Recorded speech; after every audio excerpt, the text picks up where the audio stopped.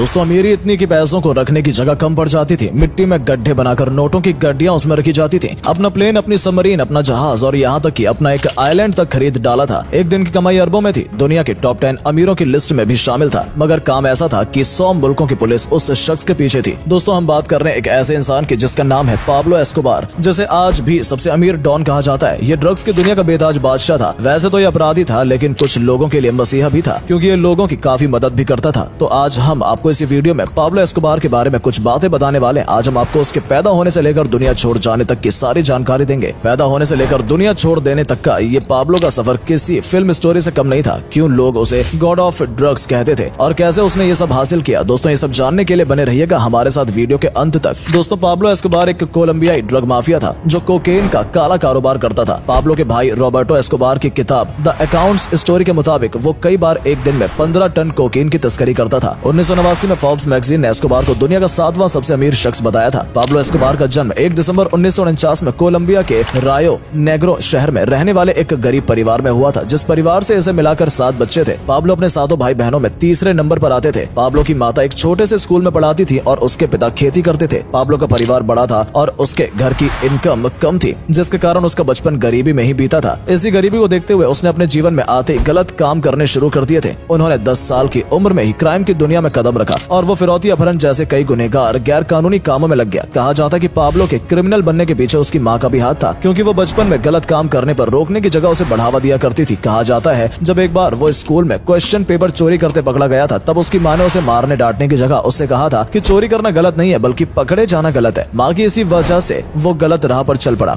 Pablo ने बचपन में ये संकल्प लिया था कि अगर 22 साल की उम्र तक वो बिलियनर नहीं बना तो खुद को गोली मार लेगा। जब वो थोड़ा बड़ा हो गया तो वो अपना शहर छोड़कर मेडेलिन शहर में आ गया था। कहा जाता है ड्रग्स स्मगलिंग के धंधे में आने से पहले उसने कई सारे छोटे छोटे गैर कानूनी काम किए। एक बार उसने अपने संकल्प को पूरा करने के लिए एक व्यक्ति को किडनैप भी कर लिया था, जिसकी फिरौती में उसे 1 लाख अमेरिकी डॉलर मिले थे। लेकिन वो उसके लिए काफी नहीं थे, इसलिए वो और पैसा कमाने के लिए मेडलिंग के ड्रग माफिया में शामिल हो गया और ड्रग डिलीवरी का काम करने लगा, जिसमें उसे बहुत पैसे मिलते थे। लेकिन वो ये काम करता रहा और दोस्तों 22 साल की उम्र से पहले ही बिलियनर बन गया था। लेकिन इसके बाद भी उसने ये काम नहीं छोड़ा। एक दिन उसकी जिंदगी में ऐसा समय आया जहां से उसकी दुनिया ही बदल गई। एक दिन उसे कोकेन सप्लाई करने का काम सौंपा गया, जिसकी कीमत 14 करोड़ रुपए थी। लेकिन सप्लाई करने से पहले ही उसकी डीलर से किसी बात को लेकर बहस हो गई। देखते देखते बहस इतनी बढ़ गई कि पाब्लो ने उसे जान से मार दिया और कोकेन लेकर वहां से भाग गया। ये उसकी जिंदगी का पहला संगीन जुर्म था। जब उसे कोकेन की कीमत का पता चला तब उसे एहसास हुआ कि ड्रग डिलीवरी में कुछ नहीं है, असली पैसा तो कोकेन की स्मगलिंग में है। बस फिर क्या था, उसने कोकेन का बिजनेस शुरू कर दिया और धीरे धीरे सभी छोटे बड़े गैंग को अपने साथ शामिल कर लिया। 1975 में एस्कोबार ने अपने कोकेन के कारोबार को बढ़ाना शुरू कर दिया, यहाँ तक कि उसने संयुक्त राज्य अमेरिका में तस्करी के एक सौदे के लिए स्वयं एक विमान उड़ाया। फिर उसने उस विमान को तोड़ दिया और इसे हैसिएंदा नेपोलिस में अपने एक पशु फार्म के दरवाजे के ऊपर लटका दिया और अपना एक सिडनी गेट बनाया और उनका नेटवर्क बहुत तेजी से फैलने लगा। अपनी 25 साल की उम्र तक पाब्लो एस्कोबार अमेरिका में 80% कोकेन अकेला सप्लाई करता था, जिसके लिए वो पायलट को एक रूट के लिए 5 करोड़ रुपए देता था। और इस तरह पाब्लो एस्कोबार के पास बहुत ज्यादा पैसा इकट्ठा हो गया, जिसको बैंक में भी नहीं रखा जा सकता था। इसलिए वो पैसों को बड़े गोदामों में जमा करता था और जब कोई अधिकारी उसके काम में रुकावट डालने की कोशिश करता था तो वो उसे रिश्वत देकर अपने साथ शामिल कर लेता था। पाब्लो ने अपने बिजनेस में सरकारी अफसर्स के लिए एक नियम बनाया हुआ था। वो नियम ये था कि या तो पैसा लेकर उसके रास्ते से हट जाओ और यदि ऐसा ना करोगे तो वो खुद हटा देगा, मतलब उसे हमेशा हमेशा के लिए सुला देगा। एक बार सरकार ने पाब्लो एस्कोबार को 18 किलो कोकेन के साथ साथ पकड़ लिया था,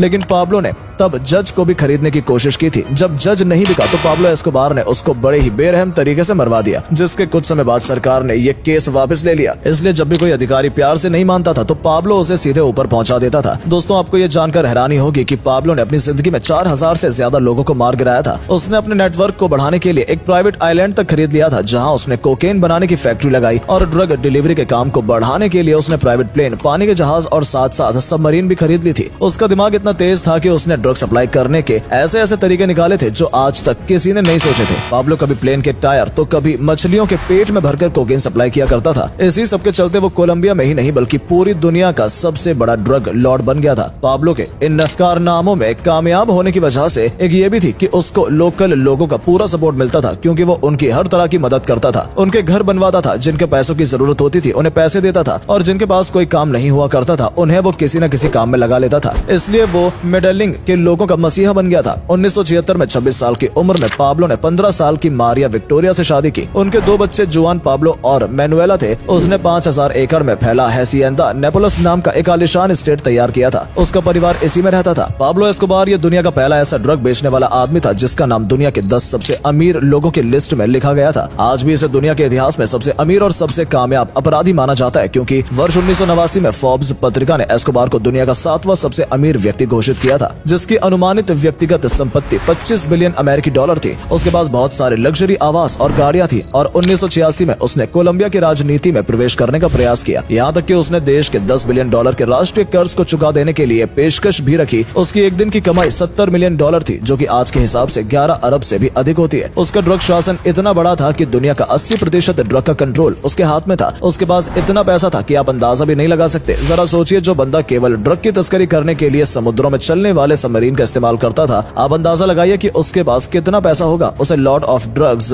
भी कहा जाता था। कहा जाता है कि पाब्लो की एक दिन की कमाई करोड़ों रुपए में हुआ करती थी, लेकिन वो सब पैसा बैंक में जमा भी नहीं कर सकता था, क्योंकि वो सब एक तरह से काला धन था। तो इसलिए वो अपना पैसा अलग अलग जगहों पर रखता था। एक टाइम तो ऐसा आया था जब उसके पास पैसा रखने के लिए जगह ही खत्म हो गई थी, तो फिर उसने जमीन में गड्ढे बनवाकर वहाँ पैसे रखना शुरू किया था। दोस्तों, आपको जानकर हैरानी होगी कि उसे सिर्फ अपने नोटों की गड्डियां बनाने के लिए हर महीने 2 लाख रुपए के रबर खरीदने पड़ते थे। बताइए, जहाँ 2 लाख इंसान को महीने में कमाई नहीं होती, वहाँ वो सिर्फ उतने की रबड़ खरीदता था। पाब्लो के भाई रॉबर्टो एस्कोबार ने बताया था कि पाब्लो के पास इतना पैसा है कि उसका 10% हिस्सा तो चूहे के कुतरने और नमी के कारण खराब हो जाता था, जिससे उसको कोई फर्क नहीं पड़ता था। दोस्तों, अब हम आपको बताते हैं कि इस कहानी का अंत कैसे हुआ, क्योंकि जो चीज शुरू होती है वो खत्म भी होती है, जो जन्म लेता है वो मरता भी है, इसलिए हर बड़ी से बड़ी कहानी का अंत भी होता है। तो सुनिए दोस्तों, पाब्लो ये जानता था कि वो जुर्म की इस दुनिया में बहुत आगे निकल चुका है और इसके इन्हीं अपराधों की वजह से एक दिन सब कुछ खत्म हो जाएगा, या एक दिन वो सरकार के हाथ जरूर लग जाएगा। इसलिए उसने खुद के बचने के रास्ते पहले ही खोजने शुरू कर दिए थे। एक बार उसने कोलंबिया की सरकार को प्रस्ताव भेजा कि अगर वो उसके ऊपर से सभी अपराधों को हटाकर उसे ग्रीन चिट दे देंगे तो वो सारा विदेशी कर्ज चुका देगा। इस प्रस्ताव ने सरकार को काफी दुविधा में डाल दिया था,